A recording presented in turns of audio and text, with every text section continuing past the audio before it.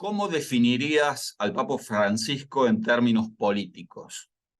Yo no tengo la menor duda que el Papa Francisco pertenece al universo ideal de los fenómenos populistas. Ahora, el término es polémico y por lo tanto puede crear malentendidos. Y de hecho creó ya muchos malentendidos. Y entiendo que el mismo pontífice reaccionó o intentó reaccionar en contra de esta definición. No casualmente su encíclica Fratelli Tutti hace una distinción que por otra parte hizo muchas otras veces entre populismo y popularismo. Eh, y no solamente él, su principal teólogo, digamos, de cabecera, que sería Monseñor Fernández, o sea, el arzobispo de La Plata, muchas veces hizo esa misma distinción para decir que el Papa es popular, pero no es populista. Y de hecho, si uno lee la Fratelli Tutti en el párrafo en que se refiere a esta distinción entre populismo y popularismo, no es difícil encontrar la misma palabra que suele utilizar Monseñor Fernández. Ahora, al respecto hay que ser claro. La palabra populismo, el concepto populismo, no se inventó en los últimos años. Tiene una larga historia, tiene décadas de estudios, tiene bibliotecas enteras y, y los elementos conceptuales sobre los que hay cierto consenso entre los estudiosos del concepto de populismo se encuentran todos en Bergoglio. O sea, para utilizar una definición clásica de populismo, podría utilizar la de Cas Madde, que es un estudioso holandés, que habla del populismo como la idea de la política como contraposición entre dos grupos homogéneos, de un lado el pueblo puro y del otro una élite corrupta. Ahora, todo el pensamiento de toda la vida de Bergoglio está basado precisamente en esta contraposición entre una idea pura de pueblo, pueblo entendido como una comunidad orgánica, pueblo entendido como monopolista de la cultura de un determinado país, en el caso específico Argentina. Tan es así que él toma la definición de Rodolfo Kusch, un famoso antropólogo, que habla de pueblo como concepto mítico. Y del otro lado, durante toda su vida, Bergoglio entendió la contraposición al pueblo mítico, al pueblo puro, como una élite corrupta. Ya en los años 70 hablaba de la clase media argentina como una clase colonial, o sea, como una élite que está imbuida de valores ajenos a la cultura del pueblo y por lo tanto esencialmente antinacional. Ahora, tal vez la mejor definición en términos teológicos de esta misma definición que yo acabo de dar de populismo, que es una definición típica de las ciencias sociales, o sea, hay, repito, bibliotecas enteras, la da la teología del pueblo, o sea, la teología dentro de la cual se inserta Bergoglio. Si uno lee Juan Carlos Scannone, que es uno de los principales teólogos del pueblo, que dice que finalmente el fundamento de la teología del pueblo es la discriminación entre pueblo y antipueblo. Más claro de así no se puede. Ahora, yo entiendo que hoy la palabra populista ha asumido un significado polémico y que nadie quiere que lo llamen populista, pero tampoco se puede con una encíclica pensar de cambiar el significado de las palabras. O sea, de decidir que a partir de cierto momento populistas son los demás y populista no soy yo. Ahora, no casualmente, esta visión populista de Bergoglio es la misma visión del peronismo, porque el peronismo es en la Argentina el brazo secular del mito de la nación católica, que está precisamente basado sobre la idea que existe un pueblo cuya cultura es religiosa católica y una élite secular que es antipopular y por lo tanto antinacional.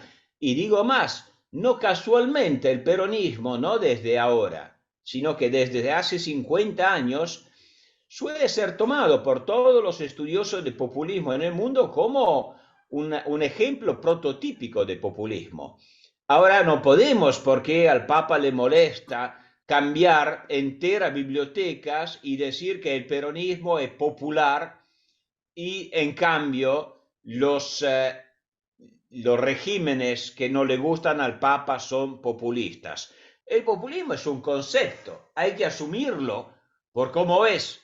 No se puede distinguir un populismo bueno, que entonces le llamamos popular, y un populismo malo, entonces lo llamamos populista. Esta descripción que vos haces del populismo le cabe enteramente a la Iglesia Católica, en su generalidad. Que en realidad no es así o no era así. Hoy ya no sabría y estaría tentado de darte la razón, porque en realidad no siempre fue así. O sea, en Europa, pero durante cierto tiempo también en Latinoamérica, estoy pensando al finalizar la Guerra Fría, pero en Europa especialmente, de ahí mi referencia, por ejemplo, a Sturzo, a Luigi Sturzo, pero podría ser muchos otros ejemplos. Existe una tradición de catolicismo liberal, o sea, de un catolicismo que no combate una eterna cruzada contra la tradición liberal, capitalista, la economía de mercado y todo eso, que más bien con el pasar del tiempo se hibridizó. Bueno, el mismo magisterio de Benedicto XVI es un magisterio que reconoce a la tradición ilustrada un importante aporte al desarrollo de las libertades, tanto económicas como políticas y filosóficas. De manera que existe una larga tradición de catolicismo liberal que por varias razones no cundió en la Argentina y no cundió en la mayoría de Latinoamérica, donde prevalece una tradición integralista. No casualmente porque finalmente el pluralismo político europeo es hijo del pluralismo religioso. Y el pluralismo religioso europeo es a su vez hijo de la fractura de la cristiandad en Europa que se dio ya con la reforma protestante, o sea que estamos hablando del 1500 y pico. En Latinoamérica, en cambio, se mantuvo, al reparo de los reyes católicos españoles y de la contrarreforma, se mantuvo la unidad entre unidad política y unidad de fe. Y por lo tanto, el pluralismo religioso no tuvo manera de manifestarse y por eso la cultura liberal y secular en Latinoamérica es tan débil todavía, le cuesta tanto abrirse espacio. Pero de eso es reflejo la cultura de Bergoglio, totalmente. Loris, según tu criterio, ¿cuáles son los logros del Papa Francisco en estos 10 años? No sé si tiene logros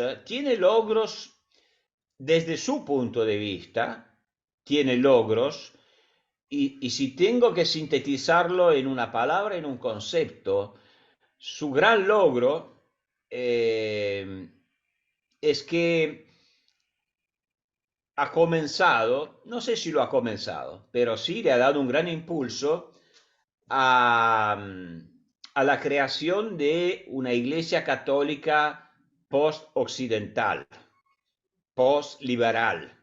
O sea, la identificación que se dio durante siglos entre la civilización occidental, eh, con sus complejidades y contradicciones, y el cristianismo, bueno, esta identificación se está diluyendo de forma muy rápida y el Bergoglio que habla de de mirar al mundo desde las periferias, efectivamente le dio un gran impulso. El futuro del cristianismo, Bergoglio lo ve en aquellas civilizaciones, no solamente Latinoamérica, tal vez no tanto Latinoamérica, aún más África y Asia, esas civilizaciones que todavía no han sido descristianizadas desde su punto de vista, que no han sido secularizadas. Por eso en su visión geopolítica del mundo, Europa él la llama abuela, no más madre. Para él Europa es decadencia, decadencia moral, decadencia espiritual. En cambio, en las periferias del mundo se mantiene, él piensa, al reparo de la secularización, un sentimiento religioso más puro. Una vez más, en las periferias hay el pueblo puro y Europa a nivel global es la élite corrupta, porque siempre el esquema es el mismo. Ahora, desde su punto de vista, sin duda, en 10 años de pontificado le dio un extraordinario impulso a esta desoccidentalización de la Iglesia Católica y del cristianismo. ¿Cuáles son sus principales errores? ¿Dónde se equivocó? No sé si se equivocó en algo, en cosas puntuales probablemente sí. Ahora, cuando llegó Bergoglio al pontificado, pero tal vez sea inevitable, se estableció como una especie de culto a la personalidad.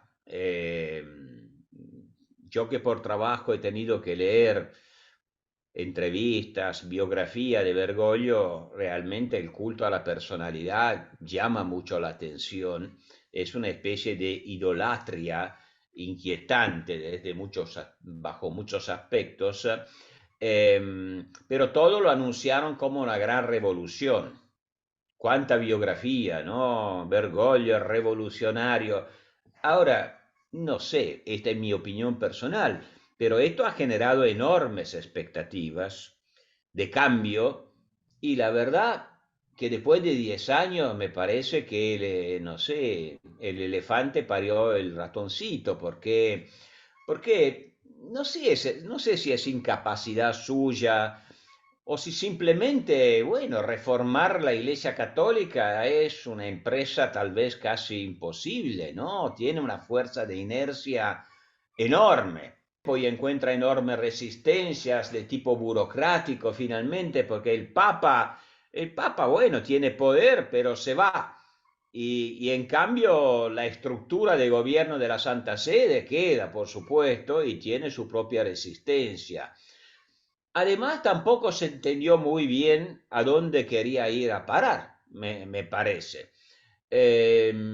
Después sobre los temas candentes, bueno, los escándalos sexuales, bueno, me parece que hubo mucho más propaganda que hechos, si debo decir la verdad. Tal Te vez iba a preguntar porque, sobre ese punto, si ha sido porque suficiente lo que ha hecho. a mí no me parece que ha habido muchas palabras fuertes, pero el mismo Bergoglio tiene esqueletos en los armarios. El caso Sanqueta, especialmente en la Argentina, es un caso que yo no sé, ha sido bastante tapado porque involucra al Papa directamente, pero la figura del Papa no sale nada bien, en ese caso como en muchos otros.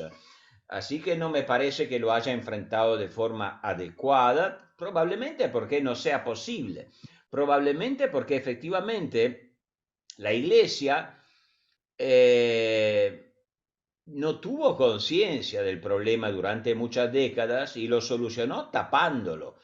Y entonces en el momento en que se abre la caja, es una caja de Pandora que no ahorra a nadie.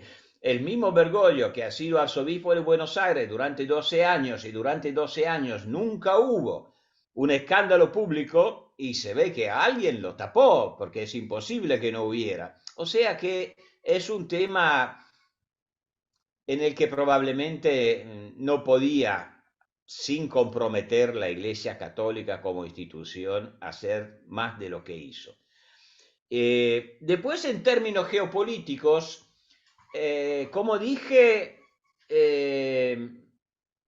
Europa para él es la abuela, o sea, el pasado, y las periferias son el futuro. Bueno, pero no me parece que las periferias le dieran mucha satisfacción.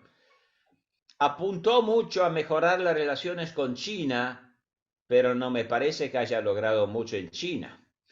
Apostó mucho a, al diálogo con Cuba, no me parece que haya logrado nada en Cuba, ninguna concesión por parte del régimen cubano. Había apostado mucho al diálogo con la ortodoxia rusa y vimos cómo terminó con Rusia, que en nombre de la grande Rusia nacionalista y ortodoxa invade otro país causando una guerra y lo puso en una situación muy incómoda a Bergoglio. Y de hecho yo lo veo a Bergoglio hoy en franco retroceso, o sea, en realidad toda esta visión del mundo medio revolucionaria que tenía al comienzo. Recordamos los discursos encendidos a los movimientos populares en contra del neoliberalismo, en favor de la economía de Francisco. ¿Dónde está esa economía de Francisco? ¿En qué consiste exactamente, aparte en seminarios internacionales organizados por la Santa Sede? No se ve nada en realidad. O sea, hay muchas palabras y muy pocos hechos desde mi punto de vista. El único hecho concreto que sí lo veo y que se puede ver es que es un hecho concreto bien peronista y que cambió de forma radical la composición del conclave porque nombró cardenales a hombres fieles a él para asegurar continuidad a su programa. O sea, un ejercicio de poder bastante descarado que deja a una iglesia católica fuertemente fragmentada. Yo lo digo como no creyente, yo no formo parte de la iglesia católica, no soy creyente, no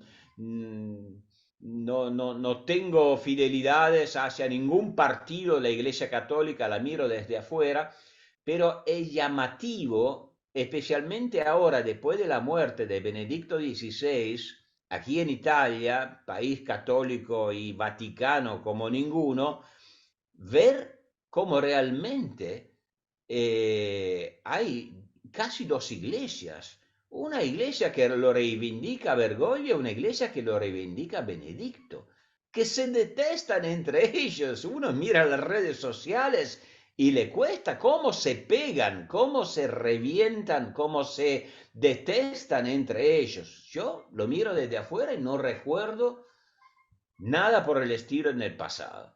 Vos hablas de iglesia fragmentada y yo te iba a preguntar si la gestión de Francisco ha generado divisiones en la iglesia. Creo que sí. Lo que en principio no creo que esté mal, o sea, si realmente uno llega con un programa revolucionario como se presentó, es inevitable que genere fuertes divisiones.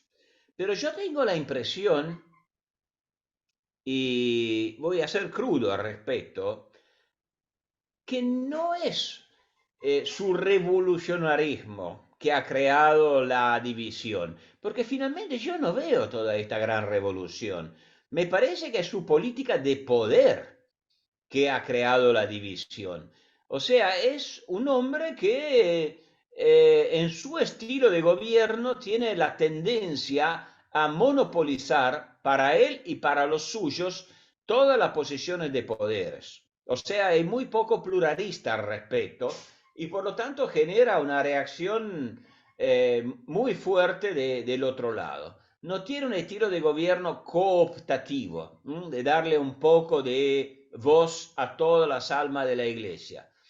De hecho, tuvo enormes conflictos, no solamente con los tradicionalistas más conservadores, no tan fuertes, especialmente la Iglesia Católica norteamericana, pero conflicto también con muchos que formaban parte de su propio séquito, como si no tolerara sino una obediencia total y absoluta a su línea.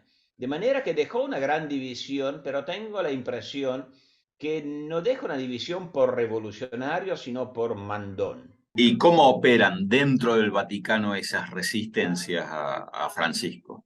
yo no tengo el conocimiento suficiente como para detallarlo. Lo único que tengo son referencias de colegas o conocidos que, que colaboraron con el Vaticano en época de Benedicto, y lo que ellos me cuentan es que el estilo de gobierno que ha venido después de Benedicto ha sido el estilo spoil system, o sea, yo llego al poder y me llevo los míos y echo lo demás.